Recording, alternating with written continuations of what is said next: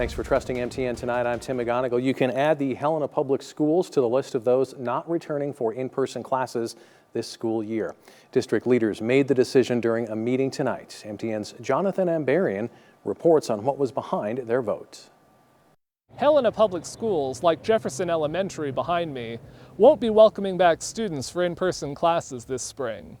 The Helena School District Board of Trustees voted Tuesday evening to follow Superintendent Tyler Reams' recommendation and continue remote learning through the end of the school year.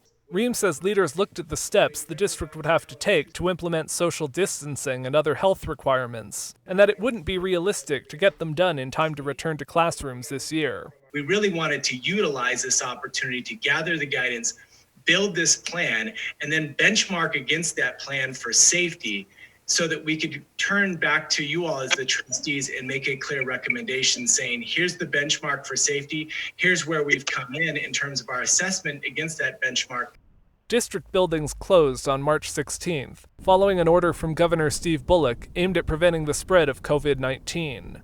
Bullock gave schools the option of reopening as early as May 7th as part of a phased reopening plan. Helena district leaders say the work they've done now gives them a path forward as they consider the possibility of reopening school buildings with health guidelines in mind later this year. I'm eager to see our work turn towards the future, and I think making this incredibly important and difficult decision today is a big step towards that. In Helena, Jonathan Ambarian, MTN News. The Townsend School District already has announced it will not return to in-person classes this school year. The Great Falls and East Helena school districts are set to make their decision next week. Checking the latest numbers in Montana, there are 2 new cases of coronavirus in the state. That brings the total to 451 cases.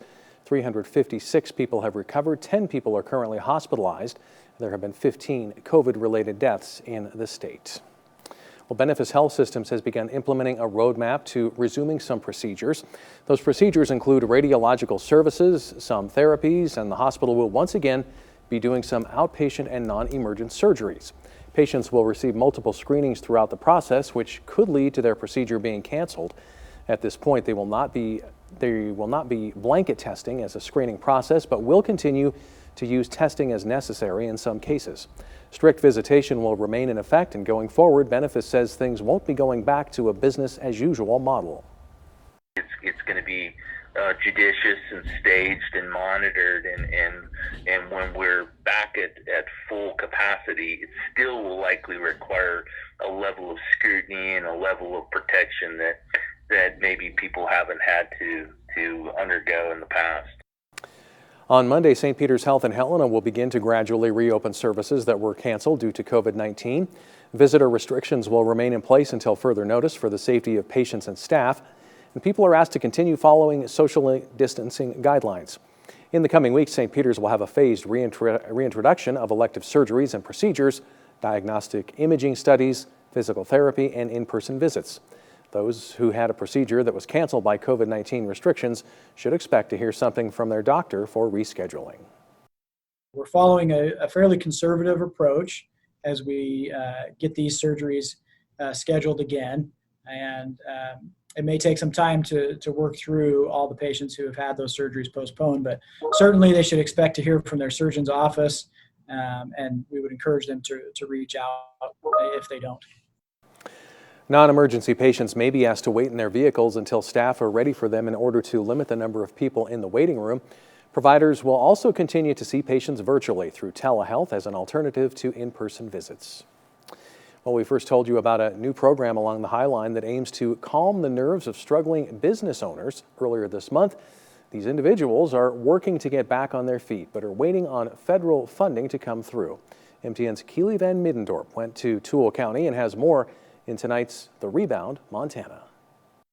When it first started, we were hopeful it would only be 2 weeks and then we would move forward, but as it progresses, it gets scarier. Co-owner of Spa 30, Laura Lee Akins, says she and her business partner are both single mothers. Got a 4-year-old and then first, second, and third graders. They've been working to keep their business afloat after weeks of no revenue. For both of us, we've had zero income since this started. Now a movement is gaining momentum along the High Line as communities start to rebound. Whatever we do today is what our tomorrow is going to look like. TOOLE County Strong is a new lending grant program that aims to help business owners like Akins who are stuck in a standstill waiting for federal funds. We both filed for the EIDL, but so far no word on that either. When it comes to businesses and financial burdens, waiting is never your best bet. With help from the program, Akins is hoping to add additional booths to her business and expand hours of operation. It's very promising and hopefully, quick. We're excited to be able to help those businesses reopen their doors, pay their utilities, pay their rent, their mortgages, and just have that ability to sustain them as they move forward. TOOLE County Forward is one of the first public-private partnerships in the state. They hope to bring business back to the High Line in communities like here in Shelby. The Department of Commerce were very timely with us in guiding us through the process. The state is matching funds raised from city, county, and private entities in the area. That'd give us $450,000 to $500,000 to help. Akins says she's grateful for the resiliency of fellow business owners and residents in TOOLE County as everyone moves forward. This community always has rallied around each other and will continue to do so. But yes, it's very touching to see. And some of them are my clients as well. And yeah, it's just fantastic. All business owners in TOOLE County are welcome to apply for help. The businesses at Four Corners and the businesses in Sweetgrass and the businesses in Sunburst. Everybody cares about this community and we want our businesses to thrive. They hope to continue the program into the future to grow and revitalize business opportunities even after the community has rebounded. We're going to have a new normal when we get done. So what can we do to make that normal be better in TOOLE County? The first round of funding will be distributed starting this week to business owners in TOOLE County. Reporting in Shelby, Keely Van Mittendorp, MTN News. Some key takeaways from the story: TOOLE County Forward has around $450,000 to $500,000 in loans and grants available to business owners. The first round goes out this week, and you must be from TOOLE County to apply for the program. We have more details about how to apply on our websites. Well, the switch to online classes in colleges around the country has run into several obstacles. Now, some students are pushing back, saying they aren't getting what they paid for. MTN's Matt Holzaffel spoke with 2 colleges to see if what we're seeing in other parts of the country is what's happening here. Across the country, students are fighting against tuition payments, citing loss of benefits such as in-person instruction and access to campus facilities. While most people are not arguing against the closing of campuses, they believe that paying full tuition prices for solely online instruction isn't fair. But at University of Providence and Great Falls College MSU, Great Falls' 2 colleges both say they aren't experiencing the same level of pushback. No students have expressed concerns about this isn't what I paid for. Not directly. Everybody knows. I think everybody goes into this knowing that it's it's a change and it's a quick one, and change is never easy for everybody. Both Providence and Great Falls College were partially online colleges before the coronavirus pandemic. That made the transition easier than most. Almost half of our programs are online programs, and every program had an online component, so we were well positioned to make that pivot to fully online. According to one student at Great Falls College, things aren't really that different. I don't think you're really missing out on a whole lot. We still have the face-to-face, although it's through, a screen and, everybody just kind of seeing each other through the webcam. But the nice part is we live in a day and age where you can communicate with somebody halfway around the world near instantaneously. One thing is for sure, this pandemic will change the way we do almost everything. We'll likely have more hybrid kinds of courses. We'll likely have different kinds of scheduling of courses to account for the potential for the fall second wave, as they're talking about. We've learned a lot this semester about what we can do better next time we have to do this. I think that we'll become institutionally a little smarter, more experienced about this scale of this delivery. I think it's going to change just about everything everybody in the country is doing, and we're not going to be immune to that. In Great Falls, Matt Holzaffel, MTN News. Well, 10 Capital High School students were recognized today in an online ceremony for a video they produced on cyanobacteria. The ceremony is hosted by the U.S. Environmental Protection Agency. The students produced a video as part of the EPA's See a Bloom, Give It Room video challenge. Students were named both the State of Montana winner and the EPA Region 8 Grand Prize winner of the School Video Challenge. And the students will receive a $6,000 check for producing the award-winning video to raise awareness about harmful algal blooms. Their teacher says that they are a one-of-a-kind class and believes that they deserve this award for all of their hard work. Motivated, curious, fun. I mean, they're just they're the best biomed class I've ever had. We were just trying to figure out what was the perfect fit for us as a class and being able to include everyone within the video, and each one had a role in the making of the video. I got an email that said that we not only won in our state, but we won the regional award. And I kind of just stood up from my chair and screamed before I said anything. The students will receive the $6,000 check sometime this week and divide up the money between the 10 participants, 80 and Megan, so they will both be putting the money towards college expenses this coming fall. Well, most of us enjoyed a sunny, calm day, but parts of eastern Montana were dealing with some winds gusting as high as 50 miles an hour. Brandon Michaels joins us now. Brandon, winds, they've started to calm down tonight. Yeah, still a little bit breezy in some spots, but much calmer than what it was earlier in the day today. We're going to take a look at the peak wind gusts. And as you said, Tim, 50-mile-per-hour wind gusts in both Miles City and also Glendive. Very windy today. Glasgow, Jordan, over 40 miles per hour.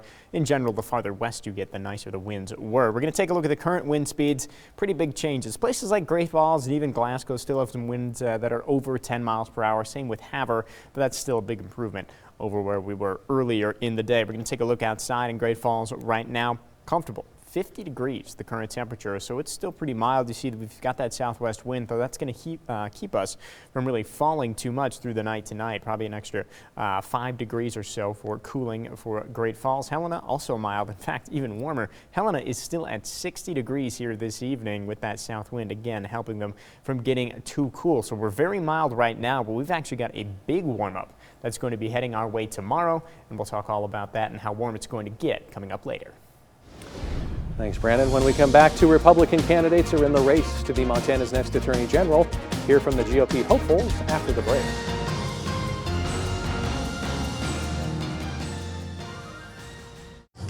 Powered by the Montana Television Network. The 10 o'clock news continues on Montana's News Leader. Welcome back. Yesterday, as part of our series on contested statewide primary elections, we looked at the Democratic candidates running for Attorney General. Today, our series focuses on the 2-man Republican primary for the open seat. As MTN's Mike Dennison reports, it's a spirited battle between Deputy Attorney General John Bennion and former Montana House Speaker Austin Knudsen. In the Republican primary for Montana Attorney General, both men call themselves conservatives. But they have very different backgrounds and aren't afraid to mix it up over who has the best credentials for the job. Austin Knudsen spent 8 years as a state legislator from Culbertson and is now Roosevelt County attorney, and says his opponent, John Bennion, has spent his career as a lobbyist and a bureaucrat. Contrast that to me. I've got over a decade of private legal experience being out in the trenches in rural Montana, and I've practiced all kinds of law. Basically, if there's a kind of law out there to practice, I've done it. Bennion, chief deputy under Republican Attorney General Tim Fox since 2013, says he needs no on-the-job training for the top spot and calls Knudsen a career politician. He's running for the 6th time in 10 years. He's running for a new job after he just got elected to his current job last year. And that's not the kind of focus that we need in the next Attorney General's office. I will put my career up against his any day of the week. The Attorney General is the chief law enforcement officer of the state and is often a launching pad for higher office. It's an open seat in 2020, and the winner of the June 2nd Democratic and GOP primaries will square off in November, along with Green Party candidate Roy Davis. Knudsen says his top priority as Attorney General would be fighting methamphetamine use and abuse in Montana, and that he would direct more state resources to local governments. I think that's one place we can really easily redirect some funds away from Helena and get it out into the counties, into the municipalities, funding for assets, whether it's a drug dog, whether it's an investigator, an associate attorney in the county attorney's office. Bennion says he'd continue the work the Justice Department has already initiated to combat all substance abuse, including meth, and that preventing it in the first place must be part of the plan. We know that prevention is critical in keeping people from getting addicted in the first place. But if people can't articulate what the strategy is and have something effective, then that is something that is important for the next Attorney General, I think, to provide some leadership on, and I'm ready to do that. While both men claim the conservative mantle, Knudsen hopes to capture votes of the party's conservatives in the primary and has the endorsement of Congressman Greg Gianforte. Bennion says he'll be drawing on his broad connections within the business community, law enforcement, and social and fiscal conservatives. Look for a hard-fought contest on June 2nd in this primary, although the voting begins next weekend with an all-mail ballot. Reporting from Helena, Mike Dennison, MTN News. We have learned former Montana Republican Congressman Ron Marlene passed away Sunday night in Bozeman at the age of 84. Marlene, a farmer and rancher from Scobie, won the Eastern District congressional seat in 1976 and was re-elected 7 times. No other Montana Republican has served longer in the U.S. House. He then lost a close statewide race in 1992, but stayed involved with the Republican Party and has donated his congressional papers to Montana State University in 2006. Well, we're tracking the warmest day of the year so far tomorrow, but that heat wave not really lasting long. We'll have the forecast up next. Now, here's your Storm Tracker weather forecast with meteorologist Brandon Michaels. We've got a big warm up in the forecast for tomorrow. Today's temperatures, though, were pretty comfortable really all across the state. Hit 69 in Jordan, 68 in Glasgow. Helena hit 69 as well, 67 up in Havre, and 66 in Great Falls. Really all of our normal reporting stations hitting 60s today. Still a couple of 60s on the board, at least down in Helena. They're still sitting at 60 degrees. It's 50 in Great Falls right now, 50 in Cutbank, 40, a little bit cooler there in Jordan, and also 40 degrees in Scobie. So still in general a mild night tonight. We're not expecting a huge decrease in the temperatures from here. About 40 in Glasgow, 37 over in Scobie, 44 in Fort Benton and Great Falls, 43 in Geyser, and 44 for the overnight low in Helena. So a relatively mild start to the day tomorrow, but then temperatures are really going to take off as we head into the afternoon. Tomorrow's high temperatures 80s for some of us, and many spots haven't even hit 70s yet this year, so that's a big improvement. 80 in both Great Falls and Helena, 79 for Fort Benton, 77 in Havre, and also Harlem. 82 degrees, the high temperature tomorrow in Jordan. Really warm. Definitely the warmest air of the year so far. So if you've been waiting for a little bit of a taste of summer, it is coming tomorrow. Something else we're keeping an eye on tomorrow is the winds, and they're going to be much lighter than they were today. Eastern Montana, very breezy today. Not the case tomorrow. 10 to 20 mile per hour wind gusts, and that's pretty much statewide with some peak gusts, maybe 25 or at the most 30 miles per hour. Much calmer than what it was today. Something else we're keeping an eye on is the mountain snowpack. Generally, when we start to heat up like this, we do start to see some of that melting in the mid-levels and some of the upper level snow, and we're going to start to see that too. And we do have quite a bit of water in the snow. Snowpack is running above normal across the state, so that means we are going to start to see at least some rises in local creeks and streams.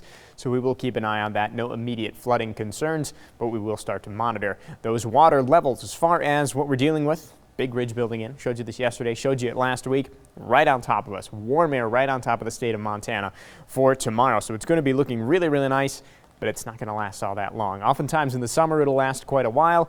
Tomorrow, that ridge is going to break down pretty much immediately. By the time we get to Thursday, we've got some cooler air moving in and some moisture moving in as that ridge breaks down. So we're going to start to see some showers as well. Picking up a couple radar returns up toward the northeast right now. Not sure if that's light shower activity or just something showing up on the radar. In general, we've got clear skies, so I really don't think we're going to see much in the way of precipitation through the night tonight. Future track agrees with that. Doesn't show any showers, and I really don't think we're really going to see any showers. Into tomorrow morning, a little bit of light fog forming, but a good amount of sunshine to start the day.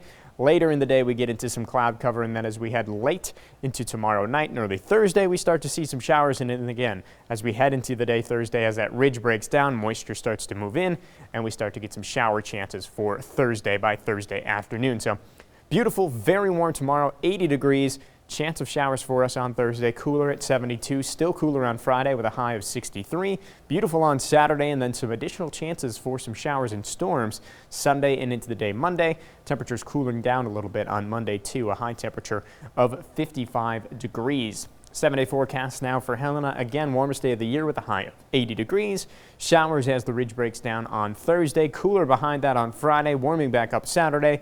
And then we get into a chance for showers and storms Sunday, and even some lingering showers on Monday with those cooler temperatures. Tim?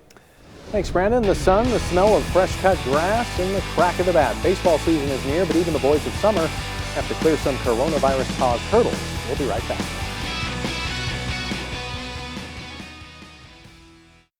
Powered by the Montana Television Network.